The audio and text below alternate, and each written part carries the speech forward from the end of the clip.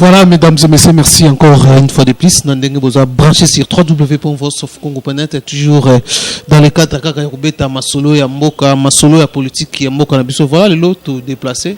Tu es dans le bureau, il y a Dr Sele, au hasard porte-parole, il y a INC, parti cher invité à Kamere. Tu es au bétané, moi, Masolo, tu es bien que lobby déjà le 23, corps électoral déjà, candidat, député, provinciaux, Yaga Masolo, Tokobeta, tu éviter l'élection, que ça la maté pour la CENI jusque-là, CENI, tous les bâtis sur Azana, ce qui déjà, gouvernement, PC Mbongo, selon les informations, tous en que non, CENI, Azana 4 mois d'arriéré au gouvernement jusque-là, Nanou, à PC Bangombongo, mais tout le monde a besoin de la pression, campagne sur les élections, campagne, surtout dans machine, avec machine à voter, bazo Tamboula. 24 communes vu la Kinshasa pour pousser les Congolais à accepter l'élection avec la machine à voter. Voilà quelques questions. Troubet à Masolo. Troubet aussi Masolo. Italie, session extraordinaire où il va voter loi pour le chef de l'État élu ancien en RDC. Et ça aussi question. Pourquoi encore une loi pour le chef de l'État? Babi longue zara chef de l'État mais bako profondir en pour na président ya institution mususu tukubeta masolo pour toyebi la constitution ya mboka na biso et déjà et lobela jama kambetali ancien président akozala sénateur à vie. Pourquoi encore voter encore une loi pour na président ni les a caché derrière ça ça ka masolo tukubeta olenganko ipe alinga mona Joseph Kabila toyebite par rapport ndenge information tout ça déjà la crise est yeba kutana fara na Joseph Kabila va mettre un peu pour voir quelques réglages à ce qui concerne la crise qui se fait en RDC. En tout cas, sans plus tarder, Mbote Dr Sele. Mbote Ousmane. Voilà. Alors tout le monde a eu lobby déjà dépôt à la candidature et bandi, député provinciaux banda déjà, na habité Bino INC d'abord, vous après, vous avez kende, tout le monde beaucoup mieux prêté. Na pesi d'abord mbote na bandeko na biso balandaka biso na nzela ya internet bandeko balandaka chaîne ya biso émission ya biso na Voice of Congo na ndeko na biso Ousmane. Union pour la nation congolaise boyebi ezali parti ezali implanté na mboka mobimba. Tozali déjà prêt à affronter ba élection. Lobby ezala ki réunion moko munene nga moko na assisté ki na président national biso bureau. Il y a direction politique nationale to passa qui en revue ba dossier ba candidature, il y a ba candidats députés provinciaux na biso, il y a République Mobimba. Les 26 provinces place nini to silisi etikali nini dans un jour, dans une heure pour que nous soyons ici là. Donc à partir il y a les 24 UNC to déposer ba candidature na biso dans toutes les provinces pour la députation provinciale. Et je profite pour dire que la députation nationale paie le dossier tout ça le traitement pour déposer en gros. Donc UNC ils allaient prêts pour la élection. Voilà, alors docteur tu habité besoin qu'il y ait une élection constamment d'abord tout le monde qui est venu politicien vous avez échoué bon la machine à voter mais c'est comme si action mon côté sur terrain pendant que la machine à voter pour ça mais comment vous allez beaucoup d'élections dans machine à voter oh si longtemps que vous senga balongola mais nanga yazo ko insister azo sela ba campagne que beaucoup de machine à voter.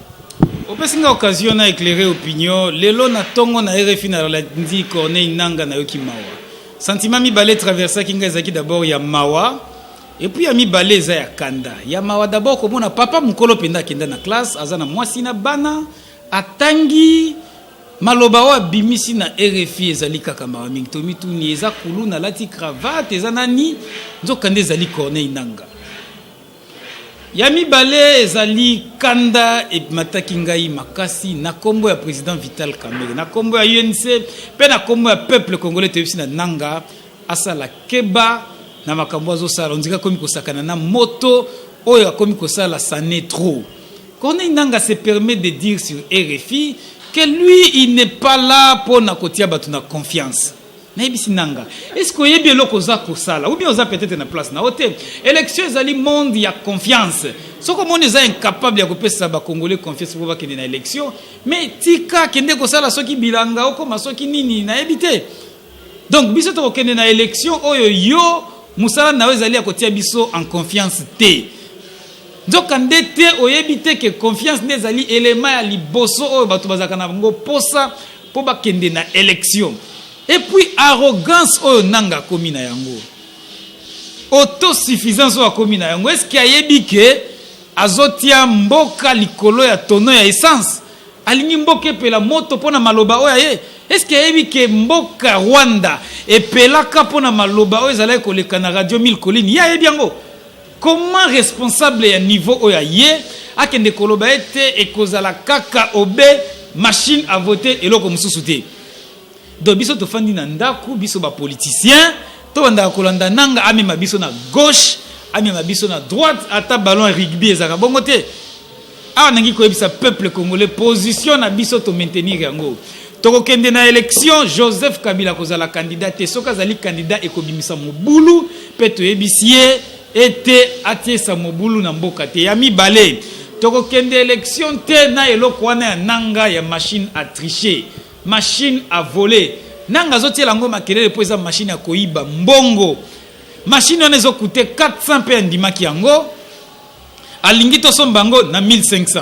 Et yiba d'abord mbongo ya l'état et puis ami balé et ya koiba ba voix ya ba congolais po mutu ya Kabila to pe mutu ya wapi aya koleka au détriment ya aspiration profonde ya peuple congolais au bango ba ko voter o ye a ko voter. Ndeto ebisi na nanga. Et le point est quand même trop. Bazo tout n'est ma cambu fichier électoral. Était fichier électoral les alines à 24,2%. Il y a battu au bazan un problème il y a empreinte. Sur les 100%, na 24% on a 16,6% de 24%. Et ça na battu au bazan atteint empreinte mon côté. Nanga bazo tout naye azo zabiso lokola biso so bizengi alobi makambo fichier électoral et si le cas tokozongela ngo simate. Ah bon, donc to kende na fichier moko a problème tam so batu ba habiter 24,2% et sali 9,6 millions de voix. Etienne Tshisekedi na ndambo mulunda pesaka ezaki 8 millions. Vital Kamerhe na muke oyo balobaki azwaki ezalaki 1,8. Est-ce que biki tango sangisi yango jusque là ça ne fait même pas le 9,6 millions de Congolais à empreinte à problème. Au sangisi fichier électoral na empreinte wana oyo ko sangisa machine à voter candidat Joseph Kabila aza déjà na 24%. Opposition tous à la uni. Tous à la unité, tu as gagné candidat à la majorité de l'Union. Donc, nous avons gagné distrait, tous à Bazoba pour que tu aies une élection dans ces conditions-là. Il ne sera pas aller aux élections avec ces fichiers dans ces conditions-là. Et c'est ce qu'il a publié, puis tu as la vérification citoyenne au président Vital Kamerhe a proposé. Nous avons lobby 9,6 millions de Congolais de Bazangi empreinte. Toebisie a publié kasi liste ya Batouana, Basama Boko ya Kokatana, to bazana misapi oyo ordinateur ezotanga mate. Ndeko Ousmane, yo na ebite osalaki enrôlement wapi? Place nga na salaki enrôlement na Kasavubu na Institut Lodja. Otie misapi mabe opérateur de saisie moko telemi na kiti na ayepa na wabi papa. Batiaka misapi boete, batiaka misapi ndeboye. Atie yo bien et puis azongi na ordinateur amoni et monani. Étape wana soki na l'équité carte kobimate Tomi Touni 9,6 millions de Congolais sans empreinte. Sans rire, nanga nous dit eza bato basalaka misala ya makasi basimbaka mabende bakendaka bilanga yango nde ba empreinte esi eziki. Tolobi akoki pe kozala na raison que moto asalaka musala ya makasi empreinte koki kozika. Mais 9 600 000 Congolais. Atayo moko. Nangi na pesa idée ba tu vas comprendre. Au moni stade local stade de 20 mai. Stade de 20 mai ça na 20 000 places assises. Tangu Renaissance et beta kavita imana batu batondi maximum ba koma katina ba 40 000 personnes na katia stade. Est-ce que aussi au téléman avenue du stade ou bien à Oshwe, hôtel à bateau babimaka na stade il y a 20 mai. Il y a Martyr Koutouté, il y a plus de 90 000 places assises. Nazui il y a 20 mai. Est-ce que okoki ko faire comprendre ngai ke batunyo so babimaka na 20 mai oh mona kawana Notre République peut avoir autant de manchons. Notre République peut avoir autant de personnes qui manquent d'empreintes digitaux. Je te le dis, peut-être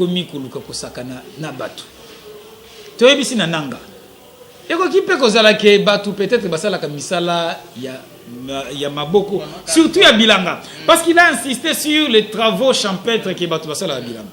Ceux qui n'ont pas évité, ils sont tous spécialistes à question congolaise. Ba jeune mingi basi ba longwa déjà intérieur, exode rural ba yaka na Kinshasa, ba kanisi ke na Kinshasa nde vie ezali. Nde bomoni tokomi estimé à 12 millions. Yami balé. À l'intérieur du pays, les gens ne savent plus faire le champ. Au Kosa la bilanga oloni madeso oloni ceux qui coton l'osso topé maïs ozangi comme mayango na centre de consommation entre les lieux de production qui est les champs à l'intérieur dans les fins fonds pour bimapeti na chef lieu ou bien na ville nzela ezate route dessert agricole ezate conséquence. Les gens ne produisent plus comme ils produisaient pour une quantité industrielle. Les gens commencent à produire de petites quantités pour leur survie propre. Ce qui fait que, 1, bao bakendaka bilanga, bazali lisusu mingi te. 2, bao bakendaki bilanga, bao melaka lisusu te pona ko bebisa ba empreinte na bango po biloko ngo pe ekoya ko pola na zamba to pe na ba brousse kuna. Si s'il n'était pas informé, alors UNC et PCA, information, Aébake, ceux qui s'adonnent aux travaux champêtres ne sont plus nombreux. Et en plus, nous rentrons toujours dans l'Oko et à Bilanga. Ousmane, à l'intérieur du pays, les jeunes ne font plus les travaux champêtres. Bilanga, par réflexe, instinct de survie, instinct. Tongo seketani 6 et Congo nangezabi. Azo salango par plaisir, loisir, bazali ba o batikala na bilanga bazali batumuke. Jeune lokola yo lokola ngai vie ezali sous na sima bilanga te. Siko nanga azo biso ba idiot pour nous dire que 9,6 millions. Est-ce que 9,6 millions c'est plus que la population du Congo-Brazzaville? Brazzaville dans son ensemble c'est 6 millions. Yango batongo bakatama ki misapi ndenge nini to bazanga ki ba empreinte comment. Alors bino melasiko tu comprendre que ezali moyibi pe tricherie. Ba publier ba liste. Tongi d'abord to ba biso na ngiri nanga abimisila biso na ba liste parce que OK ko se faire enrôler et sengelo za na adresse. Tolingi to ba o bakatana masapi na bazangi empreinte za banani. Babimisila na ngiri total na nyangara numéro 77 oh mutu moko akatana makolo azali. L'Église catholique est prête à accompagner les mouvements citoyens et les autres prêts à accompagner pour que tout ça, la vérification, 9,6 millions à ceux qui bazali. Sinon, nous demandons à ce que ça base à la élaguer dans la liste parce que ce sont des personnes fictives. Batikala kozala ata mukete ndeto sengi publication ba liste pour total nani ce qui président Vital Kamerhe lobby ce qui tozu ata 100 000 personnes au bazangi ba empreinte alors to kondima 9,6 millions na batika. Voilà, c'est impossible tozu ata 100 000 personnes bazana biloko wana. Alors par rapport à tout ça il y a tout ça vous ont réclamé alors inaction moko zate na bino ba politiciens surtout à opposition pendant que olobaka anatana bozolinga bo sangana bino nyonso jusque là eloko ça mité boko kendeka bon pendant azoko avancer bino botika na ba réclamation te nanga azoko avancer avancer pour déjà lobby déjà bazo le 24 déjà bon ndiko déposer déjà ba candidat opesinga itan na dénoncer eloko moko toyoka kike 1000 machines ya qui soit disant na aéroport Anjili pona pédagogie ko lakisa batu ndenge basalela ka machine à voter. Nous sommes écœurés d'apprendre que ça va machine ezaki nango kaka déjà na Kinshasa wa uta etikala ko uta libanda te et puis mboka Corée pe lobby zo produire lisusu ba machine wana te. Toyebisi na nanga tolingi to comprendre ba jeu azali ko sa nanga ndika zo bateke ezali kambu ya mboka ete ekoki ko pelisa moto. Tobo sanate que 2006 Bemba na Kabila ba betana masasi awa na ville ya Kinshasa na Gombe na Kingasani te na Bumbu te na Silemba te na Gombe pour na makambu ya élection. Tozoyebisa na nanga que les élections doivent nous amener plus de solutions que des problèmes parce que ba problème ezalate que sengeli ebima après élection au lieu de la résolu et comme il sous de konabiso Angèle atiaki libaya kuna na changu et simbité asiliki lokola yebani na place bitumba ebandaka to mona ba politiciens mingi bazo banda soki wapi kuna akei azui mandoki tout ça chose na posa ya ko exposer mboka na bisoté. Autant nous le disons pour Joseph Kabila, notre président de la République, nous le disons aussi pour Corneille Nangaa. Otuninga motuna on dirait toujours ça le logo te biso opposition na ko dévoiler plan na bisoté. Bandiko nanga ya poto boza la convaincu que machine wana ya nanga ekolekate tokozala pe na nzela. Nous avons un plan commun déjà concocté tokotiango en application toyebisi na nanga akupona entre ye mutumoko na 80 millions de Congolais. Ce qui a mona zana tolo makasi et qui ko contenir les 80 millions de Congolais amitia na nzela mais toyebisi arrogance wa komi nango. Ils ont rappelé que Mikolo Musosu Malumalu a comme une arrogance wana. Nanga, consulte bien l'histoire. C'est un jeu dangereux dans lequel tu te livres. Toboy Nasuka Tolobake, Yomoko, Etalio. Voilà, alors d'abord le but moi trop, non épuisé sous la matière et alors tout qu'on est directement dans tout na tous on va mettre l'élection skoyo senyango pe mbongo. Azotsenga mbongo te azana barrière élection bokende ndenge nini est-ce que bozo croire na élection cette année nga nazo comprendre tende ko na biso nanga ce qui qu'est-ce qui Vandinier azo réclamer sur le logo te moi va moi les kaka va faire réclamer mais non azo fouté ta vandi peni on lui pose la question. On pose la question sur RFI Nanga sur le financement. Il dit que y a besoin de financement. Il y a communauté internationale, le gouvernement congolais et le Baki européen, c'est déjà bon. Maintenant, on peut citer. Et yoko toujours maintenant, on peut sa chiffre. C'est ça. Gouvernement congolais et autres devoir Nanga. Mbongo estimé par rapport à budget à Kotsaki, déjà à un déficit, il y a moins 160%. Il y a budget à Kotsaki. Batu na ya lobby azana besoin mbongo te gouvernement ko pesa mbongo. Tozo bisa nanga biso tozo c'est la élection le 23 décembre 2018. Sans Joseph Kabila comme candidat, sans la machine à voter et avec un fichier déjà toiletté. Tolingi ba biloko na te azolo ba na ba o batu bazangi ba empreinte o makambu ya machine électorale c'est déjà une question dépassée toko salela yango. Toko ndimango ata mukete a mis exposé mon côté et puis a exposé P Joseph Kabila te. Voilà, alors parlons maintenant deuxième point. Je crois que c'est la dernière, le dernier point pour aussi ça pour aux humains bien la première question moi toi aborder les restes c'est ça. Alors parlons maintenant de la loi sur session extraordinaire et ça l'a mis il faut pas voter loi Yassika pour l'ancien chef de l'État élu dans la République démocratique du Congo mais tandis que la Constitution a prévoyé déjà que non ce chef de l'État logo a commis sénateur à vie. Pourquoi encore une loi pour l'ancien chef de l'État élu en RDC aussi longtemps que la Constitution aussi a joué déjà solution pour l'ancien chef de l'État élu en République démocratique du Congo. Merci mingi pour motuna oyo au permettre ngai na rappeler d'abord histoire pour watu mingi ba bien ngote. Mutu oyo proposaka abimisaka likanisi ya loi portant statut d'ancien chef de l'État kombo naye Vital Kamerhe.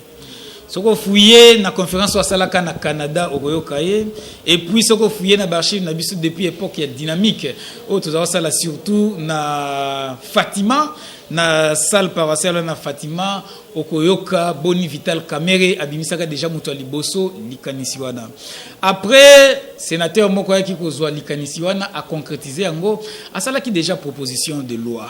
Proposition à loi na ezama bete ezali ya solo au lobby que constitution déjà ezali ko prévoir que ancien chef de l'État azala sénateur à vie. Président Vital Kamerhe pacificateur et aussi homme d'État, il a voulu à ce que abimisa loi topé loi ezala voter na mboka na biso pona ko rassurer oyo akozala chef de l'État akanisa te que après ye ekozala chasse à la sorcière. Bako banda ko landela ye il a fallu qu'on rassure. Mais Abisoto Lobby qu'on rassure sur beaucoup de plans. Pas d'abord sur le plan Yaba Mbeba Oye Asalaki. L'UNC est clair. Pour des crimes imprescriptibles. Sauf qui moutoua salaki yango aboma ki batu. Oh ba mona ki charnier koto. Oh ba salaki ni. Ça c'est là au-delà et au-dessus de tout. Tous nous répondrons de nos actes sauf que salaki babé. Ce qui peuple a kolimbisa ngai sele na koloba bo muto yo abungisa ki mutu ka ko kolimbisa. Mais ce qui ba boma ki batu. O wapi kuna na Beni Butembo. Wana ezali susu na niveau na biso te. Pe loi et koloba te que ancien chef de l'état ata ce qui a boma ki ba congolais à kotika la impuni eza bongo te. Eza question ko garantir que akozanga moi lipate, il a été le premier d'entre nous tous. Si on a besoin de voyage, selon vision oyo Vital Kamerhe azalaki nango ndeto sengi na ba député. Ah ezalité yakoya koluka ete ba blanchir mutu au-delà de tout. Mais tolobi pona biso. À moi que la Joseph Kabila azalaki mobomi, mais biso toyebi ki azalaki peut-être bongo te. Ndeto lobi na ba député, basala angele na ba sénateur. Ezala prime ya ko blanchir mutu asala ki mabete loi wana ba kenango na lombango et au-delà de tout na session maintenant pourquoi maintenant la constitution je sais ça la loi non pourquoi encore une autre loi mususu ya donc on a la mémoire na comme beaucoup de mémoire té tant que ça qui likanisiona ezala ki pona ko lakisa ndeko Joseph Kabila était biso UNC Vital Kamerhe tout ça a besoin ya kimia mais loko mususu ngana lingi bato ba mona Joseph Kabila, les concrétisant aujourd'hui, maintenant de sa propre volonté, c'est un signe que Azo Banga ya solo. Azo Banga, c'est un signal fort qu'il est maintenant prêt à quitter. Si jamais il n'est quitté, na question na Herman Cohen, si jamais il n'est quitté, Toza ko craindre que Maloba Herman Cohen Alobaki, le pays voisin risquerait d'intervenir militairement si Joseph Kabila s'entêtait et voulait se présenter pour la 3e fois comme candidat à sa propre succession et si il y avait intention de reporter les élections. Na kanisa que Joseph Kabila za mwana mayele a monaki ndenge Herman Cohen akomela ki CPI et Jean-Pierre Bemba azalaki libéré quelques semaines après. A Monipe Ayokaki Maloba Herman Cohen, c'est l'ancien sous-secrétaire d'État aux affaires africaines américaines, Azamutu Mukete, Bisot Olobite Gaza prophète, to Monika Kialobaki Salemi. Alors, Yepe a s'entêté pour qu'il y ait Kosala Manasuka, Nde Bisot Ondima Kiazali, prophète Yasolo, mais Tolobiete, il y a une fin à chaque chose.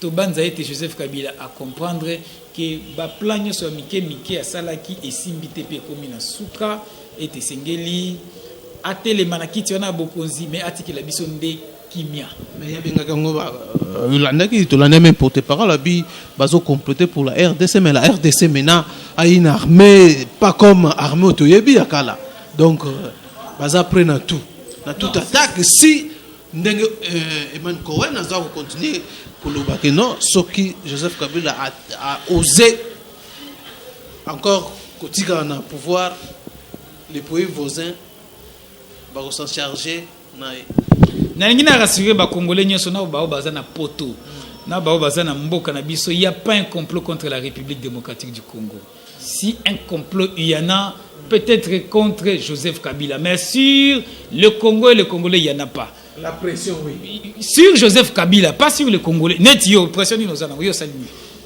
yo zana problème na mindele Joseph Kabila nde azolinga kokende te azu problème na communauté internationale. Le monde est devenu un village planétaire.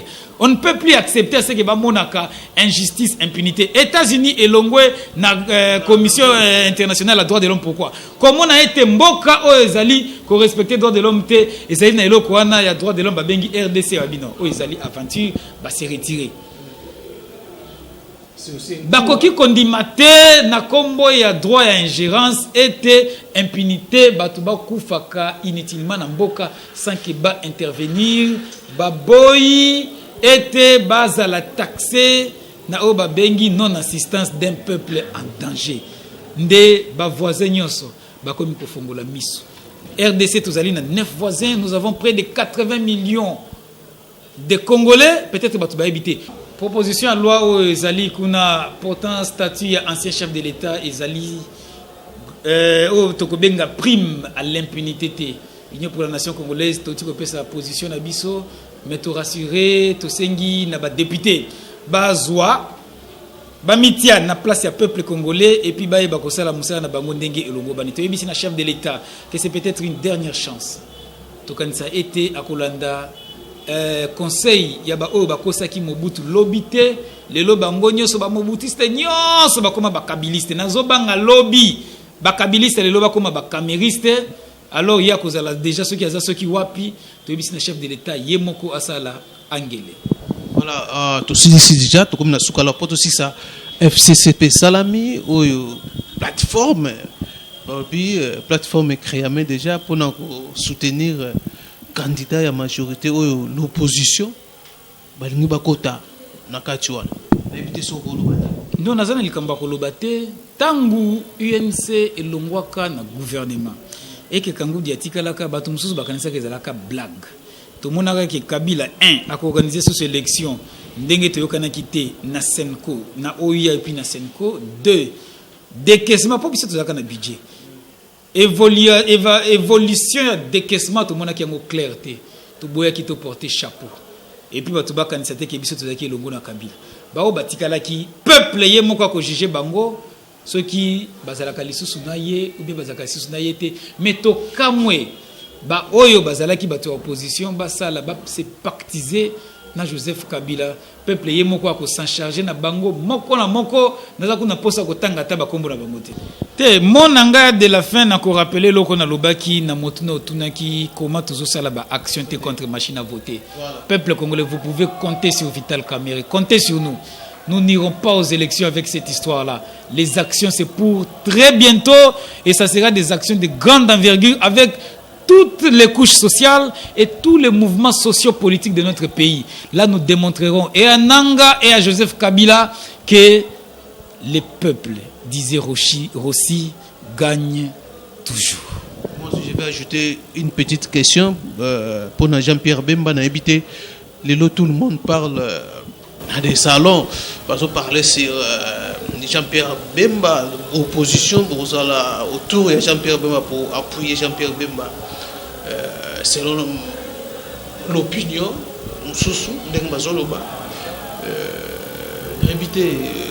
est-ce que vous allez pour appuyer Jean-Pierre Bemba la présidence?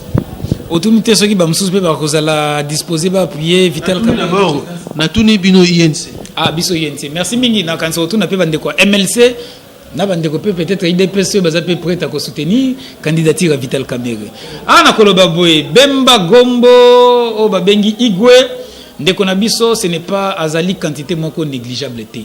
Azali leader d'opinion ya solo.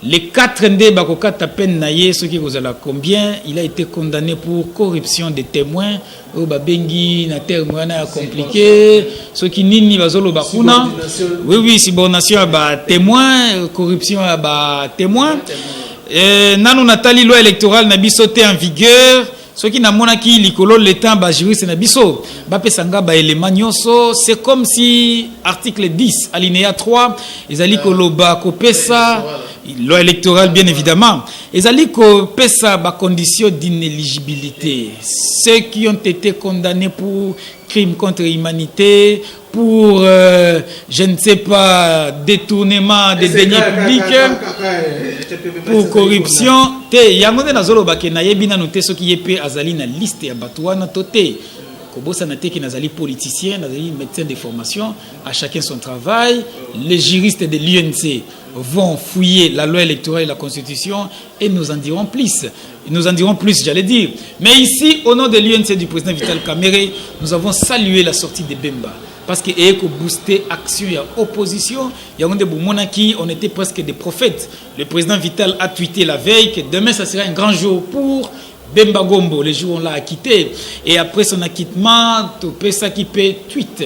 Il était le premier à tweeter, Vital Kamerhe. Parce que nous voyons aussi désir nae oyo ezalaka toujours ya kozwa une alliance de qualité. Bemba c'est un acteur politique de qualité. Ensemble avec nous et d'autres forces sociales, nous allons offrir au peuple certainement une alliance et une alternance de qualité autour des valeurs et non autour ya ba considération mususu o mbongo héritage ou bien nini mais biso tolobi que tozana besoin ya batu nyonso. Nangi na pesa précision moko détail. que pour que nous puissions battre les candidats de Joseph Kabila aux élections prochaines, il n'est pas dit que Sengelto Kende Kaka en donnant une candidature commune. C'est ce que nous demande le peuple et c'est l'idéal. Avec la théorie de Vital Kamerhe et de l'encerclement, nous avions battu Joseph Kabila en 2011. C'est Étienne Tshisekedi qui avait gagné les élections. Je ne rappellerai pas que Bemba qui venait de sortir, c'est lui le roi de l'espace Équateur et une bonne partie du Bas-Congo et de Kinshasa. Je ne vous rappellerai pas que l'UDPS a une assise réelle dans l'espace Kasaï. Ce que Keikuna Moutoualeki, Félix Tshisekedi ou bien UDPS na Kasaï a zaté.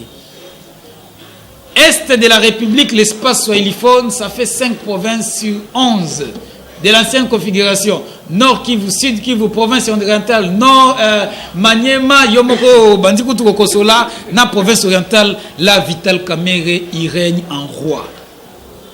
Vous comprenez que non seulement dans la province est belée, vous comprenez non seulement que dans la 6e Nene, mais nous disons que les leaders de l'opposition et nous tous, nous partageons la capitale Kinshasa. Joseph Kabila n'a même pas une seule province où nous pouvons dire que Kabila n'a pas la majorité dans l'espace boy.